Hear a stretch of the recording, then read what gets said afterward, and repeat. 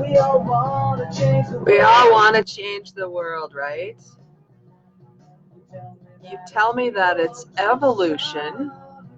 Well, you know, we all want to change the world. Alexa off. So, I want to talk about that today. You say you want a revolution. Well, you know, we all want to change the world. You tell me that it's evolution. Well, you know, we all want to change the world. Do we? I am curious about that. And I have been thinking a lot about evolution, I guess, as things shift. I read a book many years ago. I'm a big fan of Seth Godin's, and he's been writing for a long time. This book that I'm thinking of is 2002, Survival is Not Enough. Back then, in the early 2000s, I was just getting into this personal development and changing my mindset and learning a lot about myself back then. And Seth Godin actually has, I think the company that he created to do the publishing of his books is called Zoometry. Do You Zoom? I'm just looking at Do You Zoom Incorporated. And he was talking about zooming. And back in the day, some of my friends and I were talking about how we could be zoomers and how we could zoom toward things. And so he says in this book in 2002, Survival is Not Enough, he says, a company that zooms embraces change as a competitive opportunity, not a threat. A company that zooms is responsive to new opportunities and doesn't freeze in the face of an uncertain future. And I wonder if we are zooming, if we are evolving, or if we're thinking we want a revolution. So I just wanted to talk about that today. Hi, Lori and Stephanie and Shelly and Scott and Jody and Gail and Jim. So good to see people here. I think when we say we want things to be different, this isn't the way life is. I mean, think back in the 60s when the Beatles wrote Revolution. There was a lot going on in the world. Vietnam War, people were fighting against things instead of standing for them. And I get that we think we need to revolt, which is why we think we need a revolution. But I'm wondering if revolution, if you think about the root of revolution, it's revolve. And if it doesn't evolve up and in a different position maybe, would it revolve and come back around? That's what I'm wondering about, that distinction between revolution and evolution. So in this book, Survival is Not Enough, I really took this in back in 2002 when I first read it. He talks about evolution as a fact, not a theory.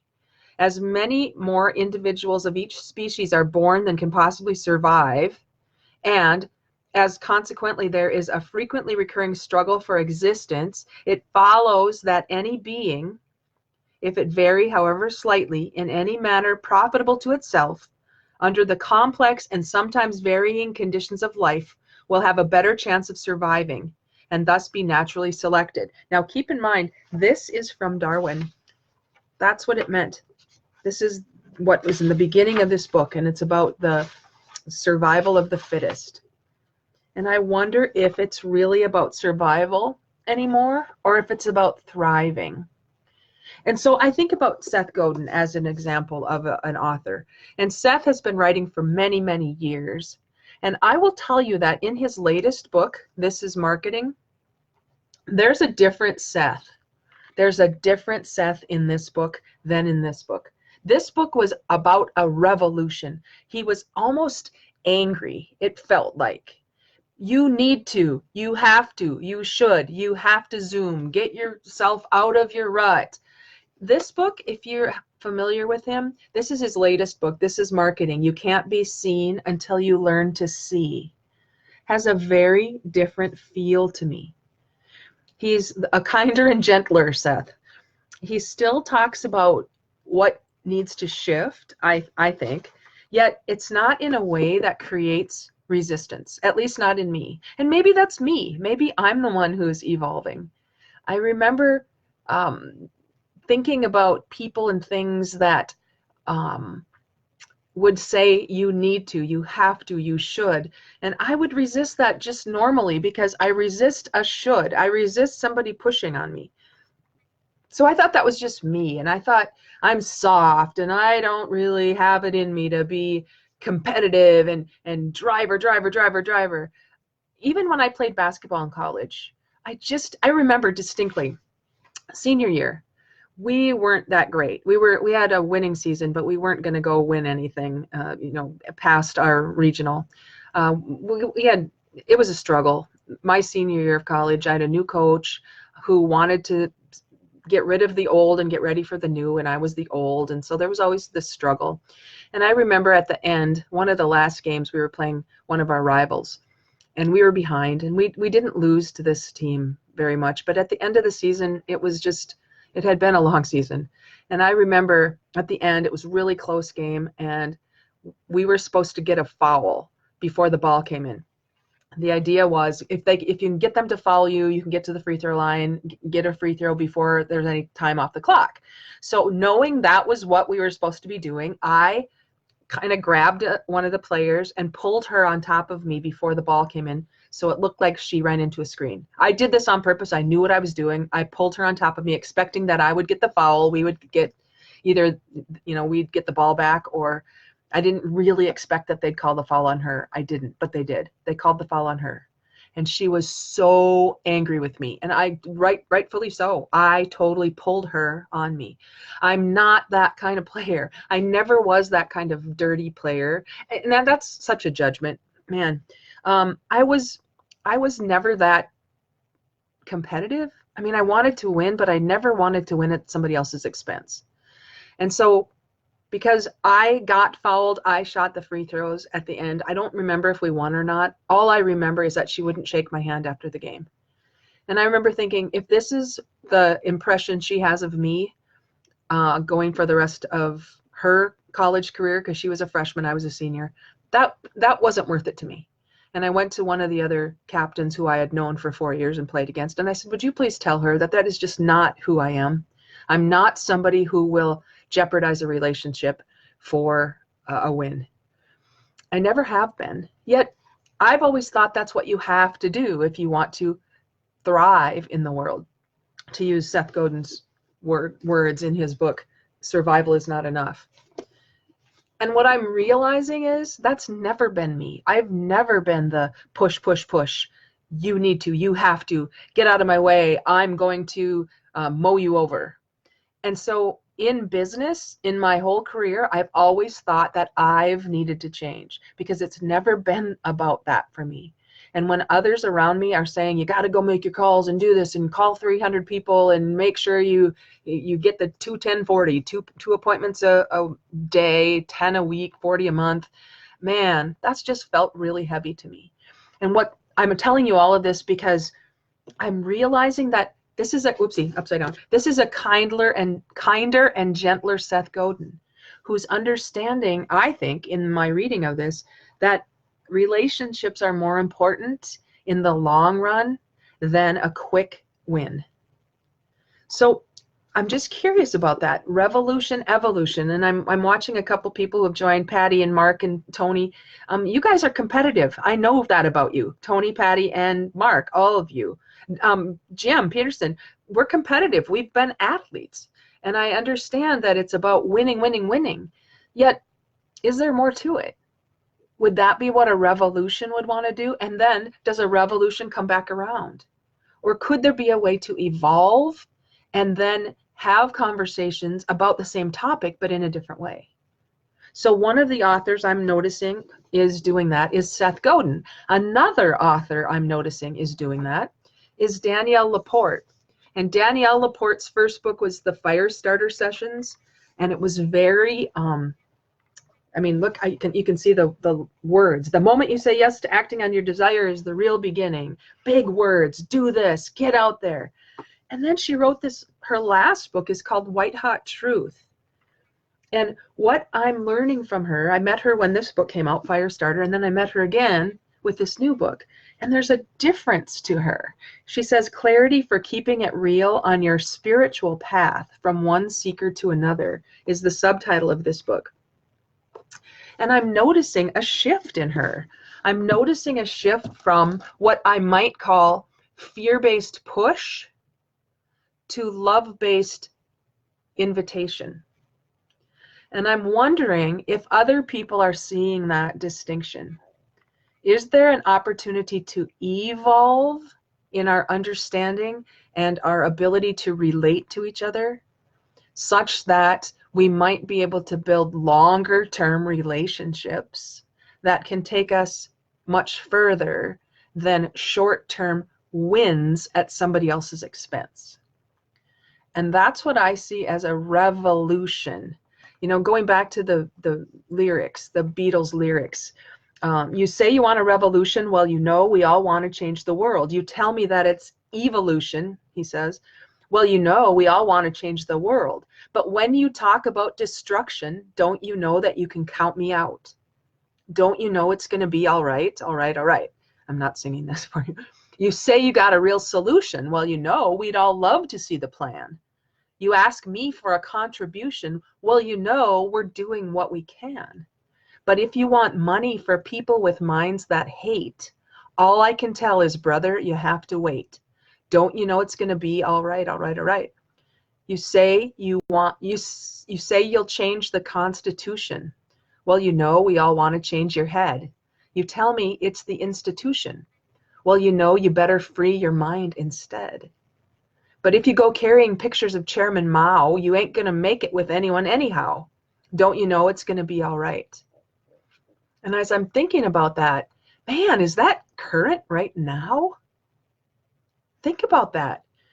Think about our world now and how it is similar to what happened in the 60s and 70s. And is that revolution coming back around in a revolving door type? Or is there a way for us to evolve so that we don't need to keep revolving? I don't know. What do you guys think?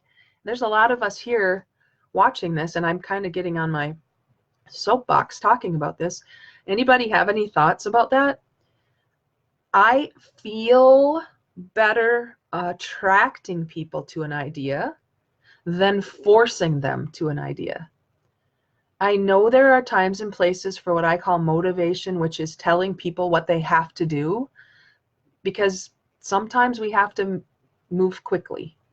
And sometimes we don't have time to have a dialogue about things. You know, there's a fire. Get out. You don't have a conversation about, hey, is fire bad? And let's talk about that. You get out, right? So I get that there's times and places, but I wonder if there is a time and place for a dialogue that brings us together instead of all these debates that keep separating us. To me, that feels revolutionary, and to use the word revolve, you know, revolution, push against, as it's distinct from evolution and learning and maybe doing things differently to produce a different result. I don't know. That's where I am today. That's what I'm wondering about. And on these Facebook Lives, that's basically what I do. I just wonder about things, and then I see if there's anybody who is interested in a conversation about that. So while there are a lot of you here, perhaps you're on your lunch break and you can't speak out loud and you can just watch. That's fine too. I would love to know if there's anything that's resonating with anybody. Is this something that I'm out on a limb by myself, wondering about evolution as it is compared and contrasted with revolution, or not? Is it true that if it's not one, it's probably the other? If we're not revolving, are we evolving? Sheila, evolution equals change in consciousness. Okay. So Sheila and I are going to be speaking at an event at the end of September, and we're going to be talking about some of these things. Sheila, a change in consciousness. So I would say that has to do with waking up, maybe, to new ways of seeing old concepts, perhaps. And I am a big fan, if you don't know this already, I'm a big fan of a book I read in 2018. It took me the whole year to read it, and it was called Becoming a Conscious Leader: Ways to Lead Successfully in a World That's Waking Up. And that kind of goes along with what you're saying, Sheila, I think. Evolution is change in consciousness. Maybe revolution is waiting for it to come back around again so I can continue to do the same thing I've been doing and wonder why I don't get different results. Revolution is change in the ego mindset. Okay, this is going to take a longer conversation, Sheila, that I would love to hear more about. Change in the ego mindset. So change in consciousness would be what? The spirit awareness, and ego mindset would be more of our human. Is that fair to say? So evolution is expanding our consciousness, and revolution is staying in the plane of ego, is what I hear you saying. I love that. That's a great distinction. What is the opportunity for us in the awareness of those two things, of that distinction? Is there any opportunity for us in the awareness of that? Would you rather, thanks for the thumbs up, would you rather not know that because it means you might have to do something different? If we don't know better, we can't do better. But knowing better and choosing not to do better is where some of us can feel really stuck. And that's where I would bet that wanting to stay in the ego consciousness or the ego mindset, you call it, Sheila, would be wanting somebody else to do something. Someone else should do something. And that's where we get a lot of should language, right? You should. We should all over ourselves and other people because we say, somebody should do something. Somebody do something. And what we forget is I'm somebody. I'm somebody. So what is it that I could do to expand my awareness maybe? Yay, thanks for the thumbs up, everybody. I realize in evolution that I have possibilities in front of me. If I stay in revolution, it's almost like I'm waiting for somebody else. You know, in this book, Survival is Not Enough, Seth Godin talks about how humans are the only species that fights our evolution. The penguins don't get together when they need to evolve and have a committee meeting about it. John Miller, one of my mentors, says committee meeting or committee decision is an oxymoron. You take your decision to a committee to find out. So he says that we as humans will fight our evolution. We'll do everything we can to stay in the way it's always been. And isn't that interesting? I think I've told you this before. I had a boss several years ago who said that we North Dakotans have a hunker down mentality, where we stick our heads in the sand hoping that we can avoid the changes that are coming from the coasts. And then we pop our heads up and go, phew, made it past that one. And we might do the same thing with new ways of thinking. And now I'm not saying that all North Dakotans do that. Believe me, I'm a lifelong North Dakotan. I just think it's interesting that he would have said that. And what's funny too, I was in a conversation with somebody many years ago, and I went up to him and he was a columnist for our local newspaper, and I told him I liked his column. I said, it's great to read what you have to write, and I just wanted to let you know that. And he said, great, what's your name? And I told him, and we talked, and he said, so where are you from? And I said, oh, well, I'm originally from Lisbon, but I lived in Rolla for a while, and now I live in Fargo. And he goes, no, where are you originally from? And I said, what do you mean? And he said, well, you're not a North Dakotan. And I said, well, what do you mean by that? And he said, you came up to me. You were in my face. You asked me questions. And I thought, well, I don't know how I get any more North Dakotan than what I am, because it's the only place I've ever lived. And he had this picture in his mind of what North Dakotans are. And I think we get into that mindset that this is what this person is. This is what she is. This is what he is. And then we don't allow people to evolve. Because as people change their minds, as they start getting a little bit more introspective in their next book, and we're expecting them to be hard and, you know, tell you what to do, and all of a sudden they've evolved and they cause us to think differently, and we want to fight that evolution, then we'll tell other people, well, what are you changing for? You shouldn't be changing because I don't want to change. I don't want to evolve. And that's really interesting to me. And so don't let anybody tell you because you were something one time or because you thought something one time that's where you're stuck. A foolish consistency is the hobgoblin of little minds, said Ralph Waldo Emerson. I love that quote. To be great is to be misunderstood. because you will be misunderstood. If you speak what you think today, even though it contradicts everything you said yesterday, well, if we're evolving, it will. I said this yesterday because it's what I believed yesterday. In fact, it's funny. I'm just writing another book that I can't wait for it to get into your hands. I wrote my first book in 2006, and I read it now, and there are parts of it that I really like, and most of it, actually. I'm pretty happy with that book. But there are parts of it that I go, ooh, wow, did I really believe that then? And I wonder if people look back on their earlier work and say, wow, was that the best I could do? Actually, I'm doing that right now as I'm looking back over some of the slides that I've used in presentations that I used earlier in my career. And I thought, man, people actually paid me to talk about this concept with those slides. Oh, I'm almost embarrassed because I've evolved. I've learned, I've grown, I've shifted, I've gotten more confident. If we haven't done that, you guys, are we just revolving?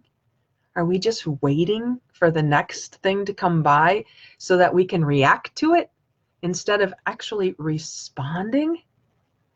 And I wonder, I'm not here to tell you need to do anything differently, yet what if? What if there's a possibility? Marta, evolution is the possibilities. Yes, Marta. Oh, yes. That's what it is. It's about possibility. Because if we're not open to possibility, we're going to get stuck in probability. And our lives will probably look a whole lot like they do right now next year at this time. Not that there's anything wrong, yet are you fighting your evolution? Are you fighting your evolution? Are you working to stay in status quo? Because if you are, it's a losing battle. Life is shifting all the time. We are never static in nature. Marta, your evolution is our evolution. Thank you for your choosing to evolve. I can't not. I can't not. And so I'm grateful that you show up to give me an audience to speak into so that I can hear myself work through some of the things I'm working through. I'm a verbal processor, and it helps me to be able to speak into your listening space. So thank you for allowing that for me. I've gone on and on, 22 minutes and 36 seconds today, and I never want it to be this long each week, yet this is what needed to come out today. So thank you so much. I'll encourage you to choose one. Choose evolution, choose revolution, choose what you will, and just know that other people may make a different choice, and that's okay. If we can stop judging each other and start allowing each other to be who we are, we will start attracting to ourselves the forces we need to use in whatever space of awareness we are. And I will attract to myself who I am, not necessarily what I want. Isn't that interesting? And when what I want